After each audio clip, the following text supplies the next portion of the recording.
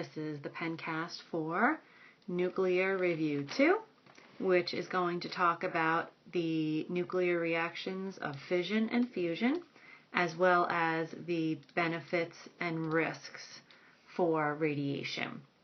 So the first thing is that all nuclear reactions, regardless of whether it's a natural transmutation, artificial transmutation, or a specific one like fission or fusion, all nuclear reactions give off considerably more energy than chemical reactions do. And this is because some mass in all nuclear reactions is converted into energy. And that's a really important part, really important information for this particular chapter. When we talk about fission, fission is the reaction that is used in power plants. When we use it in a power plant, we're using a controlled fission reaction. It's also the reaction that was used in the nuclear bombs, and that in those reactions we let that fission reaction get out of control to cause the explosion. In fission, neutrons are used, and we split a nucleus, and more neutrons are given off in the process. So an example of fission would be this one right here, where uranium-235 is hit with a neutron, and our products are these two smaller nuclei here, which would be barium-141 and krypton-92, and over here you can see we have more neutrons being given off as products. When we talk about fusion, on the other hand, fusion is the reaction that happens on the sun. It gives off a ton of energy. That's where our energy comes from the sun.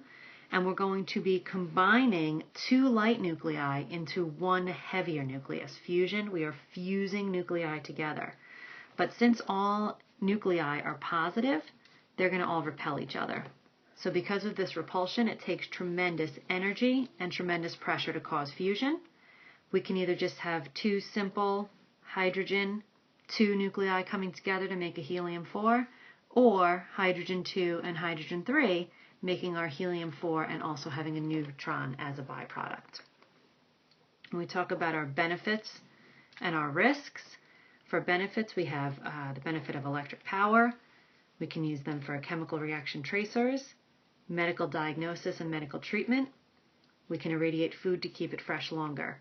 For example, what we would use for dating, we would use uranium-238 for never living things, carbon-14 for things that were once living. Iodine-131 is used to diagnose and treat thyroid cancer. Technetium-99 is used for treating of brain cancer. Cobalt-60 is used for both food irradiation and cancer radiation. Some of our risks would be biological damage like mutations and cancer. So we can use it to treat cancer, but we can also cause cancer with exposure to radiation. Long-term storage of the byproducts, accidents, and pollution are some of the notable risks for nuclear radioisotopes.